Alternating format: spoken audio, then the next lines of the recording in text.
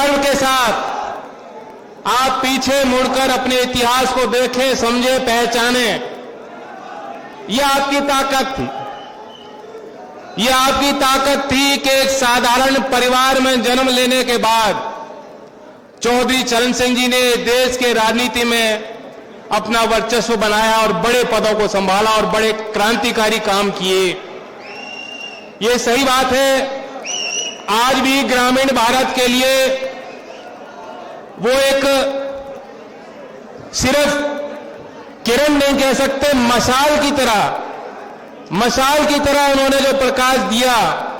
आज अगर झोपड़ में गरीब के घर, मजदूर के घर कोई बच्चा पैदा होता है, वो समझता है कि हमारे इतिहास में चौधरी चरण सिंह जी जैसे लोग जन्म हुए, इस मिट्टी के लाल पैदा हुए, इस मिट्टी की सेवा उन्होंने की हो, तो उसके अंदर एक आत्मविश्वास की भावना जगती है कि मैं भी वो सारी संभावनाएं मेरे लिए भी उतनी ही जिंदा है, प्रबल है।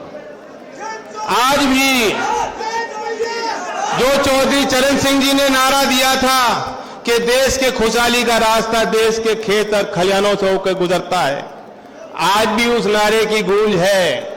आज भी गली कूचे में दूर तक लोग इस बात को जानते हैं कि असल भारत जहां विराजमान है, भले ही आज भी वहां पिछड़ापन हो, गुर्बत हो, गरीबी हो, लाचारी हो, भले ही गरीब के साथ देश के सरकारी तंत्र की तरफ से बदतमीजियां हो, मनमानी हो, दुराचार हो, सब कुछ सहन करके भी बड़ा हिम्मत वाला है देश का गरीब किसान और मजदूर और उसका बच्चा, जो फिर खड़ा उठता है, फिर देश के लिए योगदान देने के लिए तत्पर रहता है। तो यह आपकी खूबी है, यह आपकी ताकत है। मैं इस ताकत के आगे नतमस्तक होता हूं और हम सबकी इच्छा है कि समाज की आपकी शक्ति आगे और बुलंद हो। सतपाल जी ने जो बताया चौधरी साहब के जीवनी के बारे में, वो बातें बताई, शायद बहुत लोग यहां नहीं जानते हो।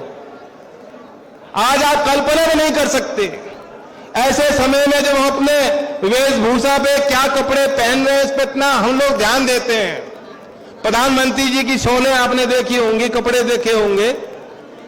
मैं कोई तीखी टिप्पणी नहीं करना चाहता,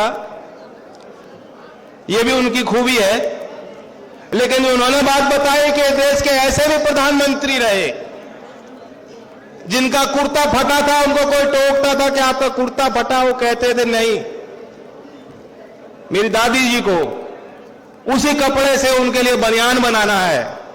इतनी सादगी, इतनी सरलता, इतनी ताकत आज ढूंढने को मिलती नहीं है।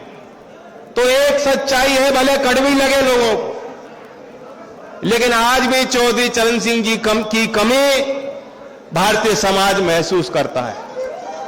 आधुनिक भारत में नई समस्याओं के साथ, नई चुनौतियों के साथ जूझने के लिए, नए समस्याओं के साथ नए तरीके से जूझने के लिए आज भी हम चाहेंगे, ये देश की प्रबल इच्छा है कि किसी गांव के किसी गरीब के घर चौधरी चरण सिंह जैसा महान विचारक दोबारा पैदा हो, बाबा भीमराव अंबेडकर जी जैसा महान विचारक दोबारा पैदा हो, सरदार पटेल जैसा विराट व्यक्तित्व दोबारा विकसित हो पाए।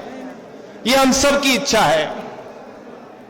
मैं धन्यवाद देता हूं, यहां मुख्यमंत्री पधारे और उन्होंने इस क्षेत्र के विकास के लिए बात रखी। बधाई देता हूं इस क्षेत्र के सभी जनपदों, सभी जनप्रतिनिधियों को जिनका इसमें योगदान रहा है। विश्वेंद्र जी हैं, हमारे पार्टी के विधायक, इसी क्षेत्र के मंत्री हैं।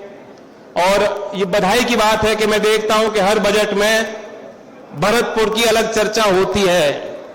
भरतपुर ब्रज क्षेत्र का हिस्सा है, बहुत लगाव और प्यार आपने मुझे भी दिया है, सचिन जी को दिया है, राजेश जी, आदरणीय राजेश जी पहला चुनाव इस क्षेत्र से लड़के गए, तो इसलिए हमारी जवाबदेही आपसे भी है और खुशी होती है देख करके भरतपुर जी का नाम, भरतपुर का नाम, लोहागढ़ भरतपुर का नाम हर बजट में अलग से छापा जाता है। ये भी एक बात कहना चाहता हूं कि जो पहल राजस्थान सरकार ने ली है, हम मांग उत्तर प्रदेश में भी करते आए हैं और हम चाहते हैं कि विभिन्न राज्यों में काम होना चाहिए। पहले तो देश में रेल का बजट अलग होता था, हम और आप जैसे लोग सदन में बैठ के चर्चा कर पाते थे।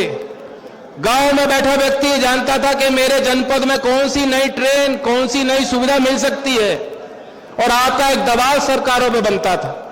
हमारी यही इच्छा है कि उसी तरह किसान के लिए, गरीब मजदूर के लिए भी अलग बजट होना चाहिए।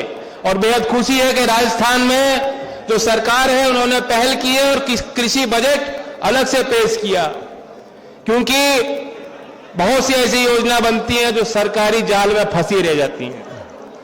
वो सरकारी जाल में, मकड़े जाल में फंसे रहती हैं, जमीन पे, धरातल पे उन योजनाओं का लाभ नहीं पहुंचता। जब तक आम जनमानस की निगरानी नहीं होगी, जब तक आपको जानकारी नहीं होगी कि क्या योजना आपके लाभ के लिए बन रही है, आपके हितों के लिए बन रही है, तब तक उन योजनाओं में जो व्यापक भ्रष्टाचार है हम उससे मुकाबला नहीं कर पाएंगे। 24 साहब के संबंध में मैं आपको एक और बात बताऊंगा, गौर करना नौजवानों, आप गूगल पे सर्च करोगे आपको वीडियो मिल जाएगी।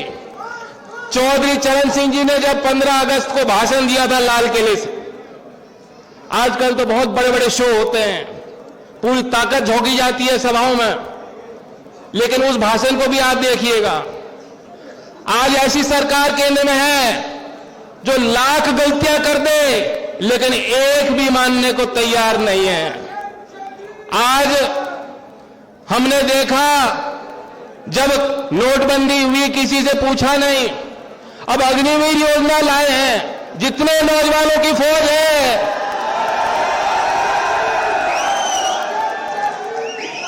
एक नौजवान की इच्छा नहीं है इस योजना के लिए।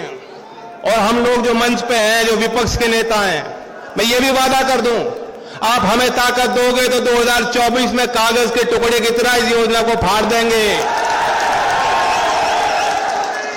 4 साल की नौकरी नहीं होती।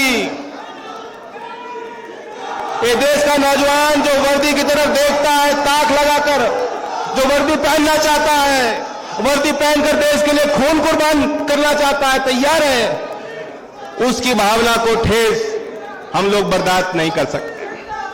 लेकिन मैं वापस उस विषय पे आता हूं कि जो चौधरी चरण सिंह जी ने भाषण दिया, आप सुनिएगा। उन्होंने प्रधानमंत्री के तौर पे लाल किले से पे बोलते हुए बात स्वीकारी कि देश की बड़ी समस्या भ्रष्टाचार है।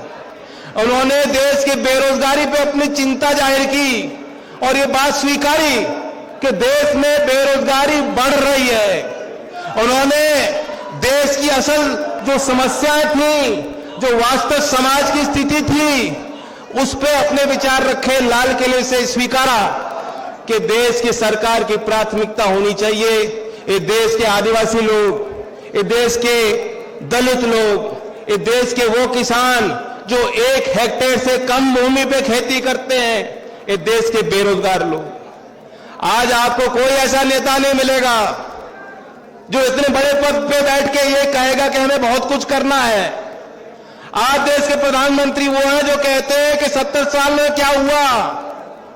आज ऐसे लोग हैं विराजमान जो कहते हैं कि अब तो अमृतकाल आएगा, 25 साल और इंतजार करो, 25 साल और मत पूछो हमसे कोई सवाल, मत मांगो स्मार्ट सिटी कहां बनी, मत पूछो कि किसान की आय दुगनी हुई। 2022 खत्म होने को है।